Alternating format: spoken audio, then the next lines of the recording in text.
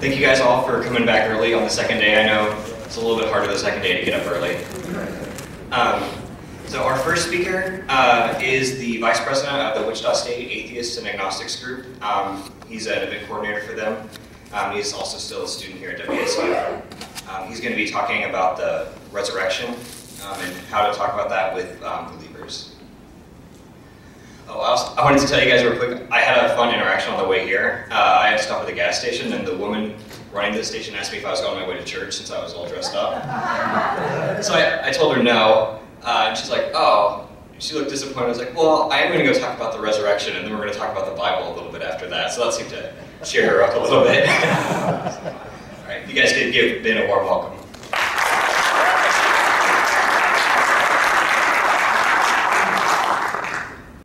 Okay, so I appreciate the opportunity to come and speak today. A lot of great minds have had something to say on this topic, and I've tried to take a lot of ideas from a lot of different people and sort of synthesize them with my own into a whole. So, I thought I'd talk today about the alleged resurrection of Jesus, with Easter just around the corner.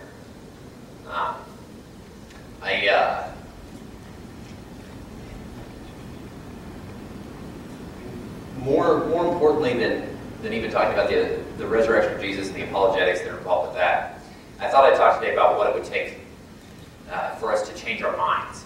And what would it take for you to be convinced of this? Now, it's often thought that skeptics and atheists reject the supernatural from the get-go, or that science is somehow intrinsically unable to answer these kinds of questions. That's not the case. Science, at core, is just a quest for truth, whatever the truth ends up being. So, when it comes to the resurrection, we don't have to be experts or scholars to weigh these arguments. We all reject incredible claims all the time. Why is that? Well, we all come to the table with some knowledge about the way the world works. So, when we see Sheriff Rick protecting a group of survivors from ravenous hordes of the undead, we immediately recognize that as fiction and not as documentary.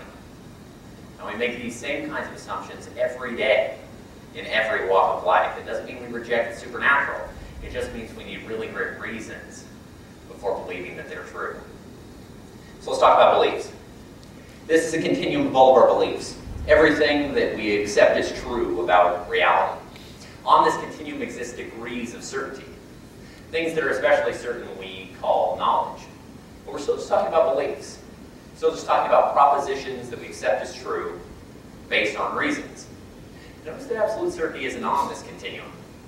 We never have to be absolutely certain about anything in life. We might be jacked into the Matrix, or on our own version of the Truman Show, or we might be dreaming. Yeah, but until we have good reasons to think any of these things, these concerns don't need to trouble us at all. So let's turn to faith and the word games that happen there for just a moment. There are two kinds of faith. The first kind of faith is a faith that each and every one of us has. It's a faith that is founded on great reasons. It's the faith that we have that our mothers will always act in our best interest, or the faith that we have in electricity. Okay, but as we all know, there is another kind of faith.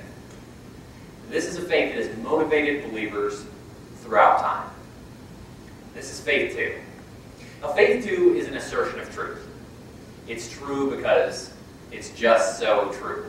It pretends to justify beliefs with a mere word, without giving an account of the supposed connections that exist between A and Z. And we might hear this kind of faith crop up when someone says something like, for me, it's just a simple faith. But the important thing to note is that no one is saying things like it's just a simple faith when other, better reasons are available. If good reasons are available, we never have to say those kinds of lines. Now, what people like to do is to pretend that there isn't this distinction. They like to pretend that there's just one kind of faith. Well, let me give you an example of that. Let's say Joseph Smith comes to us.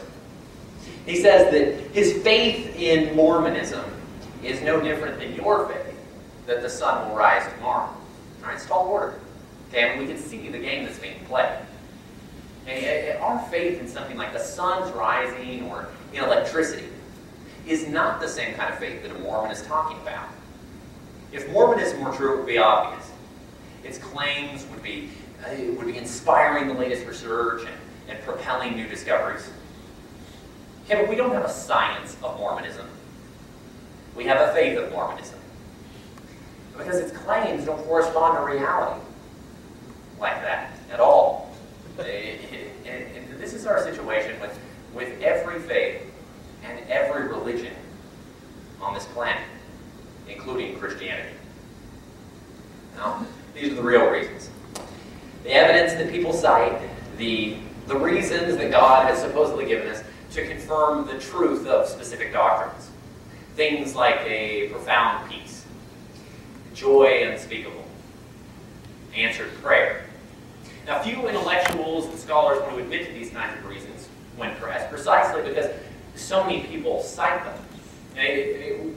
The Christian is quick to point out that the Buddhist's transcending peace does not confirm his doctrines.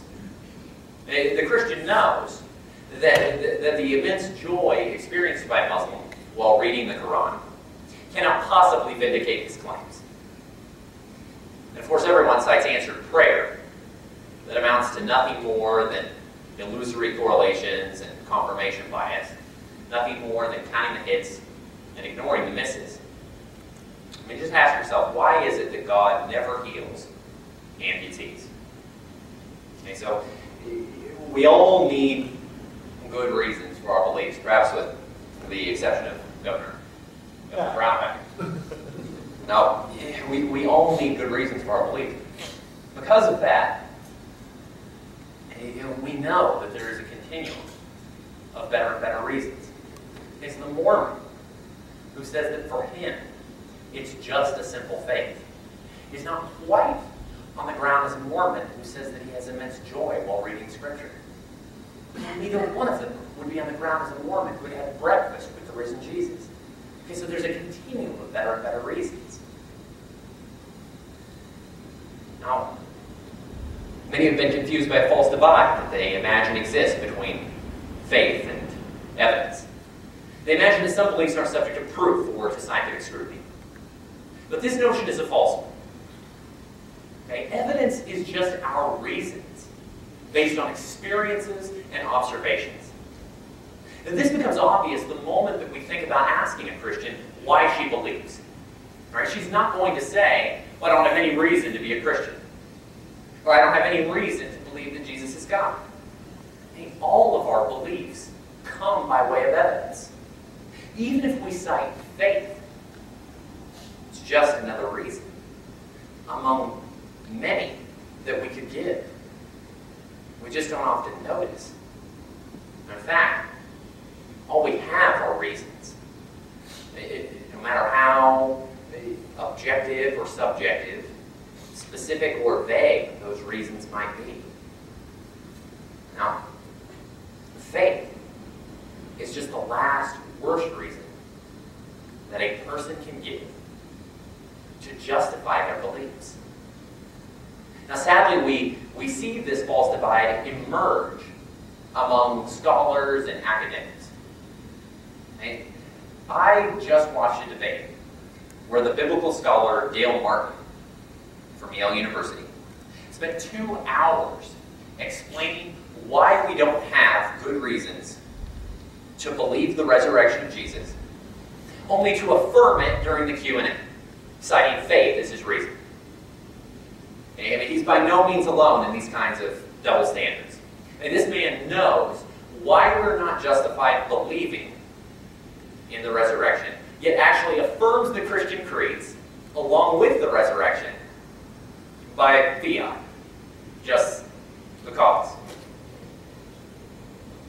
And I guess for Dale, the Gospels aren't good reason to think that any of this is true, but the warm, fuzzy feeling that he has inside is. Okay, we must start holding academics accountable for this kind of doublespeak. I mean, there is no move more unscientific no move more counter to historical method. And there is no move more dishonest. That is your grandma. Now, she's fallen to making incredible claims. Now, to adapt an example from Richard Carrier, let's say your grandma made another incredible claim. Let's say this time, she claims to own a nuclear weapon. Well, what is she going to have to do to convince us of this? Because grandma's not exactly the kind of person who owns these things. Well, she's going to have to give us some really convincing reasons. Well, terrific reason number one. She takes us to her spooky white van, she throws open the door, shows it to us. That would be an excellent reason to believe. Okay? But we wouldn't have to see it to be convinced. Okay, certain things and events could fall into place and allow us to be justified believing her without ever having seen it. What would that look like? Well, we might see that she starts buying a bunch of scary chemicals and supplies, checking out some unique books from the library. Maybe next we find uranium-235 in her basement, and after having lunch with her, the police chief stops to ask us a few questions. Now, she might also start dressing differently. Now, all of these things could fall into place and allow us to be justified believing that she had a nuclear weapon without us ever having seen it. But the reasons would have to be great. We're not just going to believe it because people say so. Now, this should be beyond dispute, but extraordinary claims require extraordinary evidence. Incredible claims require incredible reasons. So the claim that Grandma has gone to Disney World does not require nearly the amount of reasons that we need to believe that Grandma owns a nuclear weapon. Okay, because the claims are just on a totally different level. Okay, so what kind of reasons are we going to ask for? To believe that a man rose from the dead and is God in human flesh? Well, probably some pretty good ones. And so, of course, there are claims that are even more outlandish than this, and we can have a conversation about those too. No. Moving on. Miracle workers have walked this planet for millennia. In modern times, we've been able to investigate their claims. Why is that important? Well, because every time we've been able to investigate their claims, their miracles have turned out to be just the opposite. Tricks. Now, even with men like James Randi and Darren Brown more recently have thoroughly debunked the miracle worker. And I encourage everybody to get on YouTube and watch these videos if you haven't. Even when they thoroughly debunk these men publicly, millions continue to believe. Now, this is a huge problem. Because if in all the cases that we can investigate turn out to be fraudulent, well then in the cases where we cannot investigate, like Jesus, well then we have every reason to think that those are fraudulent too. Now, many suppose that legends and false stories take many, many years to rise and develop. But of course that's not the case. We don't need to look any further than the South Indian Hindu guru, Sati Sai Baba. This man is believed to be God in human flesh.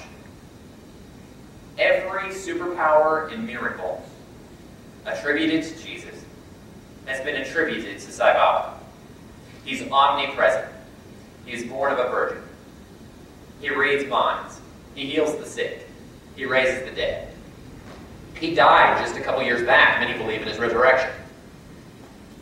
All of these tales sprang up within his lifetime. We can get online and read the eyewitness accounts. More importantly, we can get online on YouTube and watch this charlatan be debunked, yet millions continue to be convinced of his divinity. Now, this is a huge problem for anyone who would suggest that Jesus is somehow a special case, and not something that I hear Christian apologists frequently wrestling with. Now, we need to know what happened at the dawn of Christianity to know that it wasn't the resurrection that started it all. No. We have a lot of cases from history ancient and modern, where it is genuinely uncertain as to what happened. The construction of the pyramids, the disappearance of Amelia Earhart, the assassination of JFK. Okay, we have a lot of documentation about these events, but it's still genuinely uncertain as to what happened. And much less so for the ancient world, where our knowledge and documentation is often far weaker. Now, our convictions should always scale with the evidence. And in the case of something like the resurrection, it should be quite humble. Let me just give you one possible scenario among hundreds of what might have happened at the dawn of Christianity. Now this is, of course, granting various elements of the story that one doesn't necessarily need to grant. But Jesus is executed on Friday. Guards arrive on Saturday, they leave on Sunday. Now we don't need to suppose that the only time somebody could steal the body of Jesus would be in the 24-hour interval of time while the guards were protecting his tomb. Okay? The book of Acts tells us that they didn't even start preaching the resurrection for something like a month and a half after the crucifixion. So all we need to suppose, sometime after the guards left, these people came and stole his body. And now, I know what you're thinking. Ben, there's no way that the disciples would have stolen his body and knowingly lied about it. Perish of thought. But we don't have to imagine that it was the disciples. It would have been these guys. Just two random Joes from among the many, many crowds that Jesus taught. The disciples wouldn't have even known them. Now, while we don't know exactly what started belief in Jesus' resurrection, we have so many plausible, natural explanations that positing an actual resurrection, or Yahweh's intervention, is the most ad hoc explanation of them all. And this must be pointed out. I mean, the critical thing for us to realize is that the accounts we have are not data sheets. We don't have to accept every nook and cranny and every detail of the stories as true, simply because of the nature of our evidence. It's just too uncertain. Now, once we come to grips with this, all of the statements about how the resurrection best accounts for this and that crumble away. Okay, most of the arguments for the resurrection suffer from this kind of a fallacy, assuming that we take all of the details of the story as true, and that only the punchline of the resurrection needs to be proven. But of course, that's not true. Now, much has been made of the biblical contradictions. But I'm going to suggest to you that the time for talking about the contradictions in the Bible is past. We could all sit down right now and compose a work that is free from error or contradiction. That would not for a moment suggest that God must have had a hand in writing. So while it may or may not have its place to get into long, drawn-out arguments over who shot first, Han or Greedo, this misses the fundamental point of our disagreement with Christians. That is that we do not have the kinds of reasons that we would need to believe.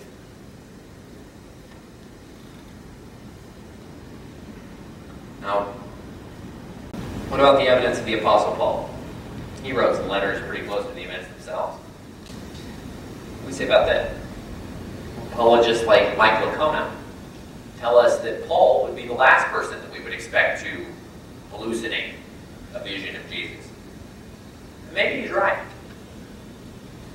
But who would we expect to hallucinate Jesus? Who would be in a prime position to imagine that they had a vision of the Lord? I mean, If only we knew of someone who already believed in the Jewish God and the canonicity of Jewish Scripture. I mean, someone who already believed in angels and demons and the resurrection of the dead. I mean, somebody who already believed and was longing for the salvation of Israel and awaiting a Messiah. I mean, somebody who had constant exposure to Christians and their dogmas, who would have had ample opportunity to become sympathetic to their cause or persuaded by their words. But all we have is Paul. Now, what about the 500 anonymous brethren? Paul would just like to point to them. And what can we say about them? I mean, it certainly doesn't help that we don't have any of their names or Facebook accounts. I mean, did Paul interrogate them or question them as to the reality of their experience? Well, he doesn't say. Did he even meet them? I mean, even if we suppose that such a group vision really did take place, and not something we really like to do when we're in search of evidence for really weird events, that doesn't help us either. Because we already have accounts, ancient and modern, of mass hallucinations. So to return to Saibaba, multitudes of people have claimed that he has miraculously appeared to them in Jesus-like fashion. And the accounts, when he was hundreds of miles away, the accounts describe him appearing in places like locked bedrooms, backyards, weddings, to individuals and to groups, passing through the wall like he's David Blaine. Okay, Baba walks around, they'll touch him to make sure it's really him. He'll talk to them, he'll offer some teaching, they'll share refreshments. One account even has him taking a bath inside their house. And then, as miraculously as he appeared, he'll vanish from their midst. Are we even remotely convinced by these kinds of stories? Okay, so this business of an ancient creed, cited in 1 Corinthians 15, listing some appearances of Jesus, means absolutely nothing. We have better evidence for Saibaba at every turn. We all acknowledge this is worthless. So, we need extraordinary evidence. We need incredible reasons. And we don't have it. So let's think about what we don't have that we would actually need. We don't have witnesses whom we are familiar with or whom we know personally. And we don't have witnesses whom we can assess their mental faculties, their sanity, their reliability, their integrity, trustworthiness. We don't have any of these things. Because of that, we are backed into a corner accepting ancient accounts. Now, of course, the simplest thing would be for Jesus to have provided us with a line in one of our ancient accounts, one or more of them, with a line that contained information that no human could have possibly known or guessed. It's thus enabling us to trust the text on other extraordinary claims. But of course we don't have that, do we? So I guess we're stuck with regular ancient accounts. Well, could we still believe with those? I think we could. But they would have to be a lot better than what we presently have. I mean, if we had Jesus appearing, accounts of Jesus, appearing all over the world, to unconnected third parties, people that don't have any stake in whether it's true or not, people that don't have any connection to the Judean culture, places like China, Australia, the American Indians, the Hawaiian Indians, the Roman Senate. Right, that's just 5 or 6 different places. I mean, imagine if we had 50. We would be on far firmer ground to talk about the resurrection as a viable alternative of the dead. That is data that we do not have. And finally, we have to ask ourselves, why did Jesus give us the same reasons as Sai Baba? And indeed, the same reasons that every con artist, charlatan, and obviously false teacher has given us since the dawn of time. That is, they've asked us to accept their claims on faith, specifically faith too. And it should be incredibly suspicious to us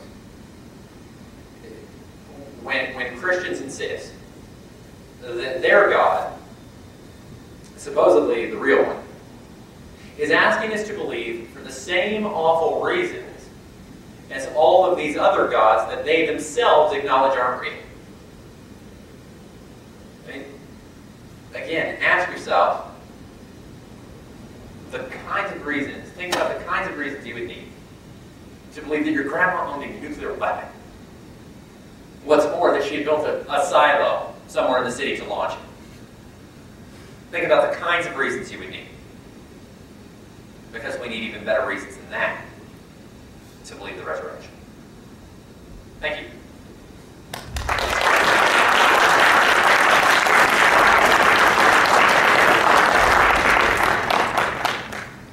Sure. He had asked if I wanted to take questions. I mean, I'm open if anybody has any. I think we're all sold on your argument. Yeah. The larger piece of the puzzle is, of course, everyone here likely doesn't think the resurrection happened. But the larger piece of the puzzle is to think. I think as atheists and skeptics, we need to be ready to articulate what actually would convince us of something like the resurrection. And I think too often we get into ruts of, listing things that are too high on the standard list of, well, Jesus would have to personally appear to me or, write his name in the stars or whatever it would be. And those would be excellent reasons. But I don't think the reasons would have to be that good. Do it. In your conclusion, you mentioned something like these claimants are asking us to buy their claims on faith. Right. And I think there's a subset of believers who make that demand of skeptics. But would you say that a lot of these claimants ask us to buy their claims based on shoddy evidence, not on faith? Based on really bad evidence. Sai Baba produces little gold trinkets. He does stupid miracles. An apologist talking about the resurrection has really bad arguments, but arguments nonetheless. It's not the subset of faithers who say, I don't need no evidence, just believe it because God said it. Sure. Well, first off, I don't consider faith different from evidence. As I alluded before, I think faith is just it's just the last worst kind of evidence that somebody could ever offer us. But when I say that people like Sai Baba and charlatans ask us to believe on faith, of course they offer us just the shoddiest kind of evidence, and then faith sort of just subsumes that. They ask us to make these leaps in judgment and logic and that sort of thing. We live in an age with special effects in movies and Photoshop that it's really very difficult to tell whether or not it's real. So if somebody were to present you with video evidence, even then I feel like we wouldn't believe it when we see it, because there are so many things that we've been presented with that appear realistic. Transformers, if you were to show that to somebody, they would believe that it was real 100 years ago because of how realistic it looks. So what kind of evidence would we have to be presented with? Yeah, that's a good question. Again, which is why I'm sort of careful with my word choice here, that it's not as though if we had, say, 50 ancient accounts that we would just suddenly accept the resurrection. There's a place that we can get on our evidence bar where we're on firmer ground to talk about things being realistic alternatives, and with something like that in the past, then it's a trickier situation of, when you say if any, did any given past event occur? Yeah, videotape, it's a good question. I mean, of course, again, we would just have to subject it to the same scientific scrutiny as we do any other belief. We'd have to say, like when we see footage of whatever natural event, of the World Trade Centers collapsing or something, well, how do I know that this isn't special effects or something? Well, I mean, like, there's other lines of evidence that are converging all on one conclusion. And so I imagine it would be something like that for the resurrection. It wouldn't just be one thing, it would be a lot of things coming together. And that technology that you mentioned is only going to get better. Imagine 10 years from now, there's 3D gaming and all kinds of other opportunities. Too hot. Right. Yeah. That's why skepticism is going to be even more important moving forward, as more of those kinds of technologies could easily trigger. Sure. How are you supposed to combat when people cite the Bible as though it's a historical document? Like I was having an argument with a family member who asked me to define what I thought a historical document was, because somehow the Bible qualifies as one, I guess. Like I have no idea how to reach that in any way that makes sense. Like how do we think that the Bible is a historical document? Well, as it turns out, I think the Bible is a historical document. Well, it's not necessarily true. Right. I mean, yeah, that's the distinction. I mean, not every statement or sentence in a historical document is going to be true. I mean, the Bible is a collection of a lot of ancient documents. And so, I mean, some of the things I think we're on good ground believing, and some things we're not. I don't have any, most of the things that are in the epistles, I'm fine with. Most of the things in the Gospels, I'm fine with, as accepting as historical. But there's just a line, when you're just looking at history, it's just a mess, because obviously we weren't there. We have to be critical. We have to ask ourselves, is the writer lying to us? Does he have any need to embellish this? And of course, in the case of the Gospels, and really in the case of a whole bunch of other things, that's always the case, is that we just, we're not on ground to say that this couldn't possibly be embellished.